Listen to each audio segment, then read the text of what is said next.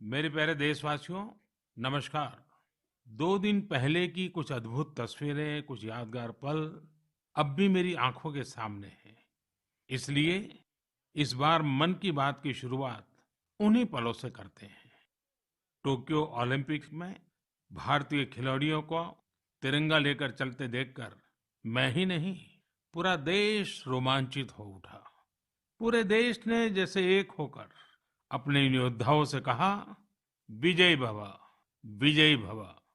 जब ये खिलाड़ी भारत से गए थे, तो मुझे इनसे गपशप करने का, उनके बारे में जानने और देश को बताने का अवसर मिला था। ये खिलाड़ी जीवन की अनेक चुनौतियों को पार करते हुए यहाँ पहुंचे हैं। आज उनके पास आपके प्यार और सपोर्ट की ताकत है। इसलिए आइए मिलकर अपने सभी खिलाड़ियों को अपनी शुभकामनाएं, उनका हौसला बढ़ाएं। सोशल मीडिया पर ओलंपिक खिलाड़ियों के सपोर्ट के लिए हमारा विक्ट्री पंच कैंपेन अब शुरू हो चुका है। आप भी अपनी टीम के साथ अपना विक्ट्री पंच शेयर करिए, इंडिया के लिए चीयर करिए। साथियों, जो देश के लिए तिरंगा उठाता है, उसके सम्मान में भावनाओं से भर जाना स्वाभाविक ही है। देशभक्ति की ये भावना हम सबको जोड़ती है। कल यानी 26 जुलाई को करगिल विजय दिवस भी है। करगिल का युद्ध भारत की सेनाओं के शौर्य और संयम का ऐसा प्रतीक है जिसे पूरी दुनिया ने देखा है। इस बार ये गौरवशाली दिवस भी अमृत महोत्सव के बीच में मनाया जाएगा, इसलिए ये और भी खास हो जाता है। मैं चाहूंगा कि आप करगिल की रोमांचित कर देने वाली गाथा जरूर पढ़ें। करगिल के वीरों को हम सब नमन करें। साथियों, इस बार 15 अगस्त को देश अपनी आजादी के 75वें साल में प्रवेश कर रहा है। ये हमारा बहुत बड़ा सौभाग्य है कि जिस आजादी के लिए देश ने सदियों का इंतजार किया, उसके 75 वर्ष होने के हम साक्षी बन रहे हैं। आपको याद होगा, आजादी के 75 साल मनाने के लिए 12 मार्च को बापू के साबरमती आश्रम से अमृत महोत्सव की शुरुआत हुई थी। इसी दिन बापू की दांडी यात्रा को भी पुनर्जीवित किया गया था। तब से जम्मू कश्मीर से लेकर पुडुचेरी तक, गुजरात से लेकर पूर्वोत्तर तक देश भर में अमृत महोत्सव से जुड़े कार्यक्रम चल रहे हैं। कई ऐसी घटनाएं, ऐसे स्वाधीनता सेनानी जिनका योगदान तो बहुत बड़ा है, लेकिन उतनी चर्चा नहीं हो पाई, आज लोग उनके बारे में भी जान पा रहे हैं। अब जैसे मोइरांग डे को ही लीजिए। मणिपुर का छोटा सा कस्बा मोइरांग कभी नेताजी सुभाष चंद्र बोस की इंडियन नेशनल आर्मी यानी आईएनए का एक प्रमुख ठिकाना था। यहाँ आजादी के पहले ही आईएनए के कर्नल शौकत मलिक जी ने झंडा फहराया था। अमृत महोत्सव के दौरान 14 अप्रैल को उसी मोइरांग में एक बार फिर तिरंगा फहराया गया। ऐसे कितने ही स्वाधीनता सेनानी और महापुरुष हैं जिन्हें अमृत महोत्सव में देश याद कर रहा है। सरकार और सामाजिक संगठनों की तरफ से भी लगातार इससे जुड़े कार्यक्रम आयोजित किए जा रहे हैं। ऐसा ही एक आयोजन इस बार 15 अगस्त को होने जा रहा है। ये एक प्रयास है राष्ट्रगान से जुड़ा हुआ। सांस्कृतिक मंत्रालय की कोशिश है कि इस दिन ज्यादा से ज्यादा भारतवासी मिलकर राष्ट्रगान गाएं। इसके लिए एक वेबसाइट भी बनाई गई है, राष्ट्रगान.in। इस वेबसाइट की मदद से आप राष्ट्रगान गाकर उसे रिकॉर्ड कर पाएंगे, इस अभियान से जुड़ पाएंगे। मुझे उम्मीद है आप इस अनोखी पहल से जरूर जुड़ेंगे। इसी तरह के बहुत सारे अभियान, बहुत सारे प्रयास आपको आने वाले दिनों में देखने को मिलेंगे। अमृत महोत्सव किसी सरकार का कार्यक्रम नहीं, किसी राजनीतिक दल का कार्यक्रम नहीं, यह कोटि कोटि भारतवासियों का कार्यक्रम है। हर स्वतंत्र और कृतज्ञ भारतीय का अपने स्वतंत्रता सेनानियों को नमन है। और इस महोत्सव की मूल भावना का विस्तार तो बहुत विशाल है। ये भावना है अपने स्वाधीनता सेनानियों के मार्ग पर चलना, उनके सपनों का देश बनाना। जैसे देश की आजादी के मतवाले स्वतंत्रता के लिए एकजुट हो गए थे, वैसे ही हमें देश के विकास के लिए एकजुट होना है। हमें देश के लिए जीना है, देश के लिए काम करना है। और इसमें छोटे छोटे प्रयास भी बड़े नतीजे ला देते हैं। रोज के कामकाज करते हुए भी हम राष्ट्र निर्माण कर सकते हैं। जैसे वोकल फॉर लोकल, हमारे देश के स्थानीय उद्यमियों, आर्टिस्टों, शिल्पकारों, बुनकरों को सपोर्ट करना हमारे सहज स्वभाव में होना चाहिए। 7 अगस्त को आने वाला नेशनल हैंडलूम डे एक ऐसा अवसर है जब हम प्रयास पूर्वक भी ये काम कर सकते हैं। नेशनल हैंडलूम डे के साथ बहुत ऐतिहासिक पृष्ठभूमि जुड़ी हुई है। इसी दिन 1905 में स्वदेशी आंदोलन की शुरुआत हुई थी। साथियों, हमारे देश के ग्रामीण और आदिवासी इलाकों में हैंडलूम कमाई का बहुत बड़ा साधन है। ये ऐसा क्षेत्र है जिससे लाखों महिलाएं, लाखों बुनकर, लाखों शिल्पी जुड़े हुए हैं। आपके छोटे छोटे प्रयास बुनकरों में एक नई उम्मीद जगाएंगे। आप स्वयं कुछ न कुछ खरीदें और अपनी बात दूसरों को भी बताएं। और जब हम आजादी के 75 साल मना रहे हैं, तब तो इतना करना हमारी जिम्मेवारी बनती ही है भाइयों। आपने देखा होगा, साल 2014 के बाद से ही मन की बात में हम अक्सर खादी की बात करते हैं। ये आपका ही प्रयास है कि आज देश में खादी की बिक्री कई गुना बढ़ गई है। क्या कोई सोच सकता था कि खादी के किसी स्टोर से एक दिन में 1 करोड़ रुपए से अधिक की बिक्री हो सकती है? लेकिन आपने ये भी कर दिखाया है। आप जब भी कहीं पर खादी का कुछ खरीदते हैं, तो इसका लाभ हमारे गरीब बुनकर भाइयों बहनों को ही होता है। इसलिए खादी खरीदना एक तरह से जन सेवा भी है, देश सेवा भी है। मेरा आपसे आग्रह है कि आप सभी मेरे प्यारे भाइयों बहनों, ग्रामीण इलाकों में बन रहे हैंडलूम प्रोडक्ट्स जरूर खरीदें और उसे #माय हैंडलूम माय प्राइड के साथ शेयर करें। साथियों, बात जब आजादी के आंदोलन और खादी की हो, तो पूज्य बापू का स्मरण होना स्वाभाविक है। जैसे बापू के नेतृत्व में भारत छोड़ो आंदोलन चला था, वैसे ही आज हर देशवासी को भारत जोड़ो आंदोलन का नेतृत्व करना है। ये हमारा कर्तव्य है कि हम अपना काम ऐसे करें जो विविधताओं से हमारे भारत को जोड़ने में मददगार हो। तो आइए हम अमृत महोत्सव को ये अमृत संकल्प लें कि देश ही हमारी सबसे बड़ी आस्था, सबसे बड़ी प्राथमिकता बना रहेगा। नेशन फर्स्ट, ऑलवेज फर्स्ट के मंत्र के साथ ही हमें आगे बढ़ना है। मेरे प्यारे देशवासियों, आज मैं मन की बात सुन रहे मेरे युवा साथियों का विशेष आभार व्यक्त करना चाहता हूँ। अभी कुछ दिन पहले ही माय गॉव की ओर से मन की बात के श्रोताओं को लेकर एक स्टडी की गई थी। इस स्टडी में ये देखा गया कि मन की बात के लिए संदेश और सुझाव भेजने वालों में प्रमुखतः कौन लोग हैं। स्टडी के बाद ये जानकारी सामने आई कि संदेश और सुझाव भेजने वालों में से करीब करीब 75% लोग 35 वर्ष की आयु से कम के होते हैं। यानी भारत की युवा शक्ति के सुझाव मन की बात को दिशा दे रहे हैं। मैं इसे बहुत अच्छे संकेत के रूप में देखता हूँ। मन की बात एक ऐसा माध्यम है जहाँ सकारात्मकता है, संवेदनशीलता है। मन की बात में हम पॉजिटिव बातें करते हैं। इसका कैरेक्टर कलेक्टिव है। सकारात्मक विचारों और सुझावों के लिए भारत के युवाओं की ये सक्रियता मुझे आनंदित करती है।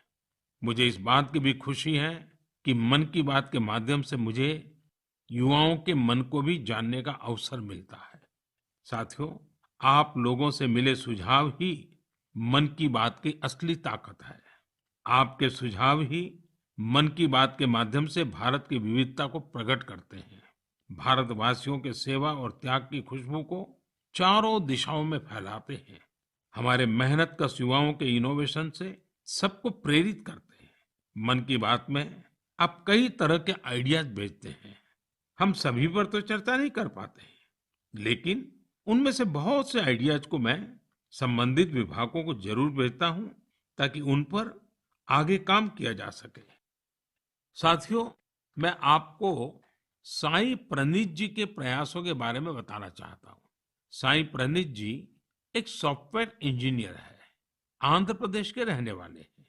पिछले वर्ष उन्होंने देखा कि उनके यहाँ मौसम की मार की वजह से किसानों को काफी नुकसान उठाना पड़ा था। मौसम विज्ञान में उनकी दिलचस्पी बरसों से थी, इसलिए उन्होंने अपनी दिलचस्पी और अपने टैलेंट को किसानों की भलाई के लिए इस्तेमाल करने का फैसला किया। अब वे अलग अलग डेटा सोर्सेज से वेदर डेटा खरीदते हैं, उसका विश्लेषण करते हैं और स्थानीय भाषा में अलग अलग माध्यमों से किसानों के पास जरूरी जानकारी पहुंचाते हैं। वेदर अपडेट्स के अलावा प्रणीत जी अलग अलग क्लाइमेट कंडीशंस में लोगों को क्या करना चाहिए गाइडेंस भी देते हैं। खासकर बाढ़ से बचने के लिए या फिर तूफान या बिजली गिरने पर कैसे बचा जाए, इस बारे में भी वो लोगों को बताते हैं। साथियों, एक और इस नौजवान सॉफ्टवेयर इंजीनियर का ये प्रयास दिल को छूने वाला है, तो दूसरी ओर हमारे एक साथी के द्वारा किया जा रहा टेक्नोलॉजी का उपयोग भी आपको अचंभित कर देगा। ये साथी हैं ओडिशा के संबलपुर जिले के एक गांव में रहने वाले श्रीमान इसाक मुंडा जी। इसाक जी कभी एक दिहाड़ी मजदूर के रूप में काम करते थे, लेकिन अब वे एक इंटरनेट सेंसेशन बन गए हैं। अपने यूट्यूब चैनल से वो काफी रुपये कमा रहे हैं। वे अपने वीडियोस में स्थानीय व्यंजन, पारंपरिक खाना बनाने के तरीके, अपने गांव, अपनी लाइफस्टाइल, परिवार और खान पान की आदतों को प्रमुखता से दिखाते हैं। एक यूट्यूबर के रूप में उनकी यात्रा मार्च 2020 में शुरू हुई थी, जब उन्होंने ओडिशा के मशहूर स्थानीय व्यंजन पखाल से जुड़ा एक वीडियो पोस्ट किया था। तब से वे सैकड़ों वीडियो पोस्ट कर चुके हैं। उनका ये प्रयास कई कारणों से सबसे अलग है, खासकर इसलिए कि इससे शहरों में रहने वाले लोगों को वो जीवन शैली देखने का अवसर मिलता है जिसके बारे में वे बहुत कुछ नहीं जानते। इसाक मुंडा जी कल्चर और कुजिन दोनों को बराबर मिलाकर के सेलिब्रेट कर रहे हैं और हम सबको प्रेरणा भी दे रहे हैं। साथियों, जब हम टेक्नोलॉजी की चर्चा कर रहे हैं, तो मैं एक और इंटरेस्टिंग विषय की चर्चा करना चाहता हूँ। आपने हाल फिलहाल में पढ़ा होगा, देखा होगा कि आईआईटी मद्रास के एलुमनी द्वारा स्थापित एक स्टार्टअप ने एक 3D प्रिंटेड हाउस बनाया है। 3D प्रिंटिंग करके घर का निर्माण, आखिर ये हुआ कैसे? दरअसल इस स्टार्टअप ने सबसे पहले 3D प्रिंटर में एक 3 डायमेंशनल डिजाइन को फीड किया और फिर एक विशेष प्रकार के कंक्रीट के माध्यम से लेयर बाय लेयर एक 3D स्ट्रक्चर फैब्रिकेट कर दिया। आपको यह जानकर खुशी होगी कि देश भर में इस प्रकार के कई प्रयोग हो रहे हैं। एक समय था जब छोटे छोटे कंस्ट्रक्शन के काम में भी वर्षों लग जाते थे, लेकिन आज टेक्नोलॉजी की वजह से भारत में स्थिति बदल रही है। कुछ समय पहले हमने दुनिया भर की ऐसी इनोवेटिव कंपनीज को आमंत्रित करने के लिए एक global housing technology challenge launch किया था। ये देश में अपनी तरह का अलग तरह का अनोखा प्रयास है, इसलिए हमने इन्हें लाइट हाउस प्रोजेक्ट्स का नाम दिया।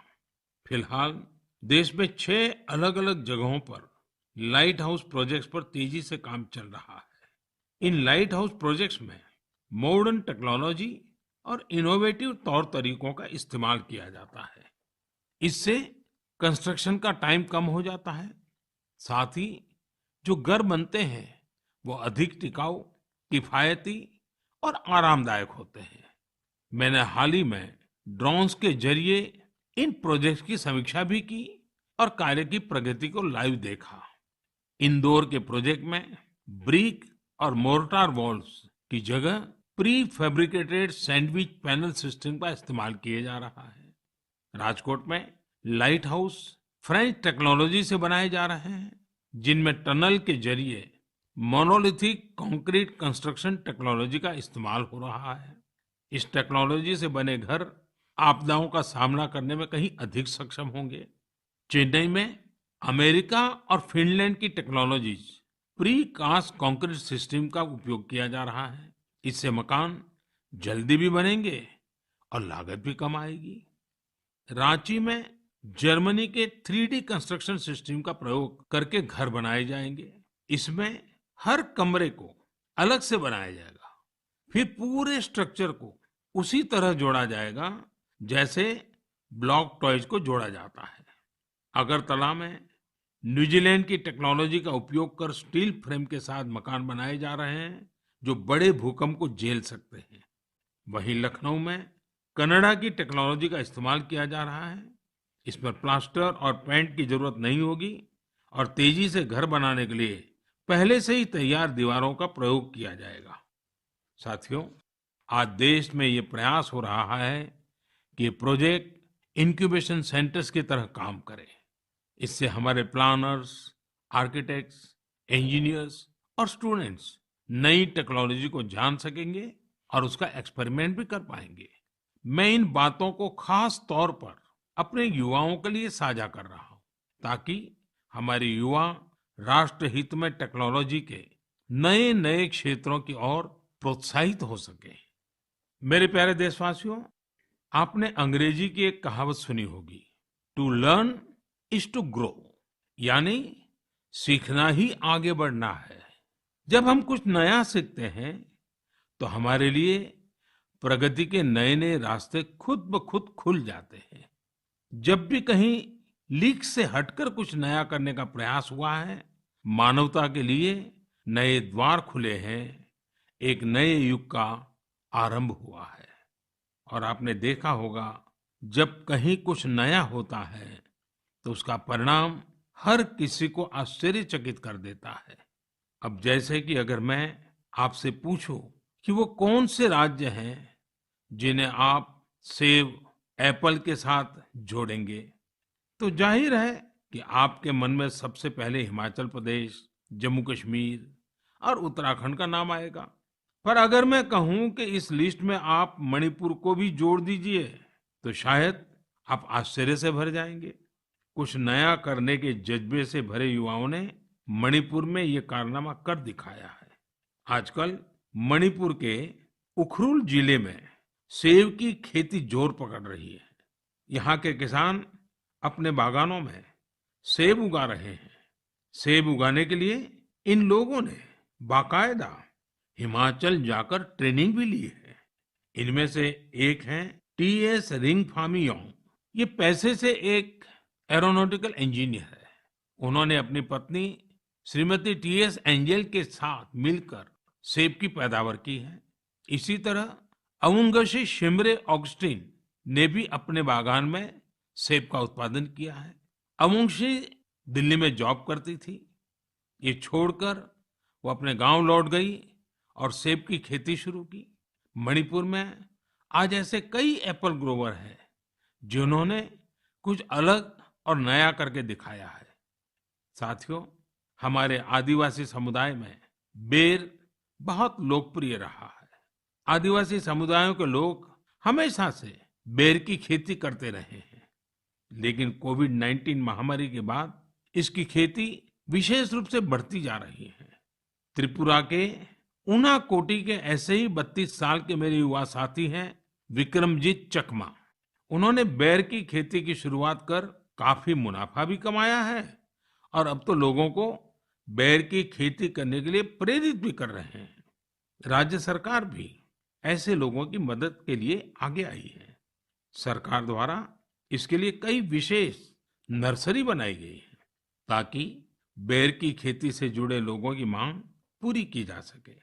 खेती में इनोवेशन हो रहे हैं तो खेती के बाय प्रोडक्ट्स में भी क्रिएटिविटी देखने को मिल रही है। साथियों, मुझे उत्तर प्रदेश के लखीमपुर खीरी में किए गए एक प्रयास के बारे में भी पता चला है। कोविड के दौरान ही लखीमपुर खीरी में एक अनोखी पहल हुई है। वहां महिलाओं को केले के बेकार तनों से फाइबर बनाने की ट्रेनिंग देने का काम शुरू किया गया। वेस्ट में से बेस्ट करने का मार्ग। केले के तने को काटकर मशीन की मदद से बनाना फाइबर तैयार किया जाता है जो जूट या सन की तरह होता है। इस फाइबर से हैंडबैग, चटाई, दरी, कितनी ही चीजें बनाई जाती हैं। इससे एक तो फसल के कचरे का इस्तेमाल शुरू हो गया, वहीं दूसरी तरफ गांव में रहने वाली हमारी बहनों बेटियों को आय का एक और साधन मिल गया। बनाना फाइबर के इस काम से एक स्थानीय महिला को 400 से 600 रुपये प्रतिदिन की कमाई हो जाती है। लखीमपुर खीरी में सैकड़ों एकड़ जमीन पर केले की खेती होती है। केले की फसल के बाद आमतौर पर किसानों को इसके तने को फेंकने के लिए अलग से खर्च करना पड़ता था। अब उनके पैसे भी बच जाते हैं। यानी आम के आम, गुठलियों के दाम। ये कहावत यहाँ बिल्कुल सटीक बैठती है। साथियों, एक और बनाना फाइबर से प्रोडक्ट्स बनाए जा रहे हैं, वहीं दूसरी तरफ केले के आटे से डोसा और गुलाब जामुन जैसे स्वादिष्ट व्यंजन भी बन रहे हैं। कर्नाटक के उत्तर कन्नड़ और दक्षिण कन्नड़ जिलों में महिलाएं यह अनूठा कार्य कर रही हैं। ये शुरुआत भी कोरोना काल में ही हुई है। इन महिलाओं ने न सिर्फ केले के आटे से डोसा, गुलाब जामुन जैसी चीजें बनाई, बल्कि इनकी तस्वीरों को सोशल मीडिया पर शेयर भी किया है। जब ज्यादा लोगों को केले के आटे के बारे में पता चला, तो उसकी डिमांड भी बढ़ी और इन महिलाओं की आमदनी भी। लखीमपुर खीरी की तरह यहाँ भी इस इनोवेटिव आइडिया को महिलाएं ही लीड कर रही हैं। साथियों, ऐसे उदाहरण जीवन में कुछ नया करने की प्रेरणा बन जाते हैं। आपके आसपास भी ऐसे अनेक लोग होंगे। जब आपका परिवार मन की बातें कर रहा हो, तो आप इन्हें भी अपनी गपशप का हिस्सा बनाइए। कभी समय निकालकर बच्चों के साथ ऐसे प्रयासों को देखने भी जाइए और अवसर मिल जाए तो खुद भी ऐसा कुछ कर दिखाइए। और हाँ, यह सब आप मेरे साथ नमो ऐप या माईगोव पर साझा करेंगे तो मुझे और अच्छा लगेगा। मेरे प्यारे देशवासियों, हमारे संस्कृत ग्रंथों में एक श्लोक है, आत्मार्थम जीवलोके अस्मिन् को न जीवति ही मानवः परम परोपकार्थम यो जीवति स जीवति। अर्थात अपने लिए तो संसार में हर कोई जीता है, लेकिन वास्तव में वही व्यक्ति जीता है जो परोपकार के लिए जीता है। भारत माँ के बेटे बेटियों के परोपकारी प्रयासों की बातें, यही तो मन की बात है। आज भी ऐसे ही कुछ और साथियों के बारे में हम बात करते हैं। एक साथी चंडीगढ़ शहर के हैं। चंडीगढ़ में मैं भी कुछ वर्षों तक रह चुका हूँ। यह बहुत खुशमिजाज और खूबसूरत शहर है। यहाँ रहने वाले लोग भी दिलदार हैं। और हाँ, अगर आप खाने के शौकीन हो तो यहाँ आपको और आनंद आएगा। इसी चंडीगढ़ के सेक्टर 29 में संजय राणा जी फूड स्टॉल चलाते हैं और साइकिल पर छोले भटूरे बेचते हैं। एक दिन उनकी बेटी रिद्धिमा और भतीजी रिया एक आइडिया के साथ उनके पास आई। दोनों ने उनसे कोविड वैक्सीन लगवाने वालों को फ्री में छोले भटूरे खिलाने को कहा। वे इसके लिए खुशी खुशी तैयार हो गए। उन्होंने तुरंत ये अच्छा और नेक प्रयास शुरू भी कर दिया। संजय राणा जी के छोले भटूरे मुफ्त में खाने के लिए आपको दिखाने पड़ेगा कि आपने उसी दिन वैक्सीन लगवाई है। वैक्सीन का मैसेज दिखाते ही वे आपको स्वादिष्ट छोले भटूरे दे देंगे। कहते हैं, समाज की भलाई के काम के लिए पैसे से ज्यादा सेवा भाव, कर्तव्य भाव की ज्यादा आवश्यकता होती है। हमारे संजय भाई इसी को सही साबित कर रहे हैं। साथियों, ऐसे ही एक और काम की चर्चा आज करना चाहूंगा। ये काम हो रहा है तमिलनाडु के नीलगिरी में। वहां राधिका शास्त्री जी ने एम्बुरेक्स प्रोजेक्ट की शुरुआत की है। इस प्रोजेक्ट का मकसद है पहाड़ी इलाकों में मरीजों को इलाज के लिए आसान ट्रांसपोर्ट उपलब्ध कराना। राधिका कुन्नूर में एक कैफे चलाती है। उन्होंने अपने कैफे के साथियों से एम्बुरेक्स के लिए फंड जुटाया। नीलगिरी पहाड़ियों पर आज 6 एम्बुरेक्स सेवारत हैं और दूर दराज के हिस्सों में इमरजेंसी के समय मरीजों के काम आ रही है। एम्बुरेक्स में stretcher, oxygen cylinder, first aid box जैसी कई चीजों की व्यवस्था है। साथियों, संजय जी हो या राधिका जी, इनके उदाहरणों से पता चलता है कि हम अपना कार्य, अपना व्यवसाय, नौकरी करते करते भी सेवा के कार्य कर सकते हैं। साथियों, कुछ दिन पहले एक बहुत ही इंटरेस्टिंग और बहुत ही इमोशनल इवेंट हुआ, जिससे भारत जॉर्जिया मैत्री को नई मजबूती मिली। इस समारोह में भारत ने सेंट क्वीन केटेवान के होली रेलिक यानी उनके पवित्र स्मृति चिन्ह को जॉर्जिया की सरकार और वहां की जनता को सौंपा। इसके लिए हमारे विदेश मंत्री स्वयं वहां गए थे। बहुत ही भावुक माहौल में हुए इस समारोह में जॉर्जिया के राष्ट्रपति, प्रधानमंत्री, अनेक धर्मगुरु और बड़ी संख्या में जॉर्जिया के लोग उपस्थित थे। इस कार्यक्रम में भारत की प्रशंसा में जो शब्द कहे गए वो बहुत ही यादगार है। इस एक समारोह ने दोनों देशों के साथ ही गोवा और जॉर्जिया के बीच के संबंधों को भी और प्रगाढ़ कर दिया है। ऐसा इसलिए क्योंकि सेंट क्वीन केटेवान के ये पवित्र अवशेष 2005 में गोवा के सेंट ऑगस्टिन चर्च से मिले थे। साथियों, आपके मन में सवाल होगा कि ये सब क्या है, ये कब और कैसे हुआ। दरअसल ये आज से 400-500 साल पहले की बात है। क्वीन केटेवान जॉर्जिया के राजपरिवार की बेटी थी। 10 साल के कारावास के बाद 1624 में वो शहीद हो गई थी। एक प्राचीन पुर्तगाली दस्तावेज के मुताबिक सेंट क्वीन केटेवान की अस्थियों को ओल्ड गोवा के सेंट ऑगस्टिनियन कॉन्वेंट पे रखा गया था। लेकिन लंबे समय तक यह माना जाता रहा कि गोवा में दफनाए गए उनके अवशेष 1930 के भूकंप में गायब हो गए थे। भारत सरकार और जॉर्जिया के इतिहासकारों, रिसर्चर्स, आर्कियोलॉजिस्ट और जॉर्जियन चर्च के दशकों के अथक प्रयासों के बाद 2005 में उन पवित्र अवशेषों को खोजने में सफलता मिली थी। यह विषय जॉर्जिया के लोगों के लिए बहुत ही भावनात्मक है। इसलिए उनके हिस्टोरिकल, रिलीजियस और स्पिरिचुअल सेंटिमेंट्स को ध्यान में रखते हुए भारत सरकार ने इन अवशेषों का एक अंश जॉर्जिया के लोगों को भेंट में देने का निर्णय लिया। भारत और जॉर्जिया के साझे इतिहास के इस अनूठे पक्ष को संजोए रखने के लिए मैं आज गोवा के लोगों को हृदय से धन्यवाद देना चाहूंगा। गोवा कई महान आध्यात्मिक धरोहरों की भूमि रही है। सेंट ऑगस्टिन चर्च यूनेस्को की world heritage site, churches and convents of Goa का एक हिस्सा है।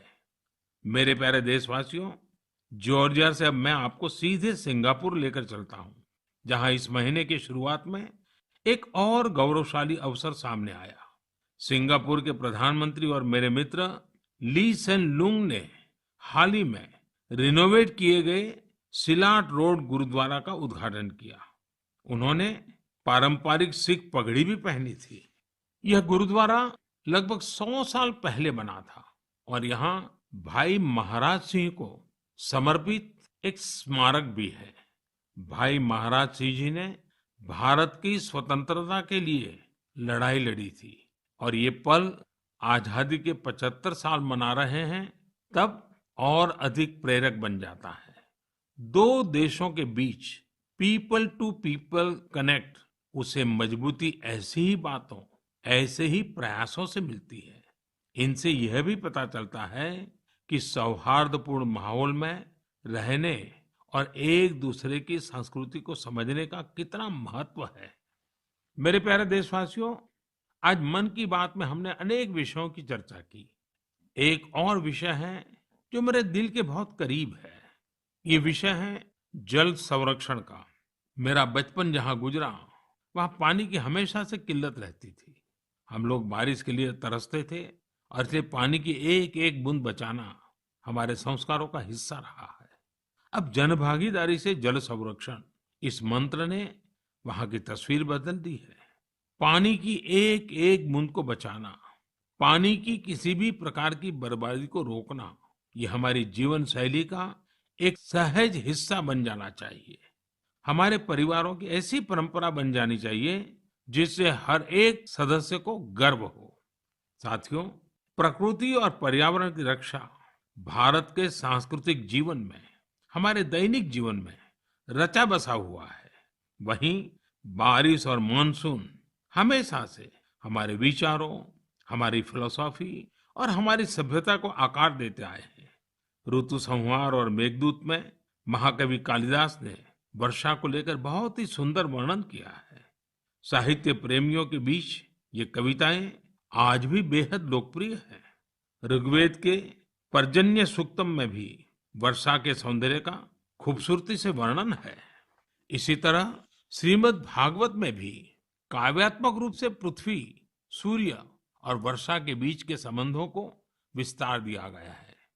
अष्टौ मासान् निपीतं यद भूम्याः च ओदमयं वसु स्वगोभिः मौक्तुम् आरेभे पर्जन्यः काल आगते। अर्थात सूर्य ने 8 महीने तक जल के रूप में पृथ्वी की संपदा का दोहन किया था।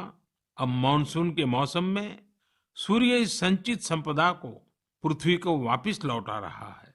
वाकई मानसून और बारिश का मौसम सिर्फ खूबसूरत और सुहाना ही नहीं होता, बल्कि यह पोषण देने वाला, जीवन देने वाला भी होता है। वर्षा का पानी जो हमें मिल रहा है, वो हमारी भावी पीढ़ियों के लिए है। ये हमें कभी भूलना नहीं चाहिए। आज मेरे मन में ये विचार आया कि क्यों न इन रोचक संदर्भों के साथ ही मैं अपनी बात समाप्त करूं। आप सभी को आने वाले पर्वों की बहुत बहुत शुभकामनाएं। पर्व और उत्सवों के समय ये जरूर याद रखिएगा कि कोरोना अभी हमारे बीच से गया नहीं है। कोरोना से जुड़े प्रोटोकॉल आपको भूलने नहीं है। आप स्वस्थ और प्रसन्न रहें। बहुत बहुत धन्यवाद।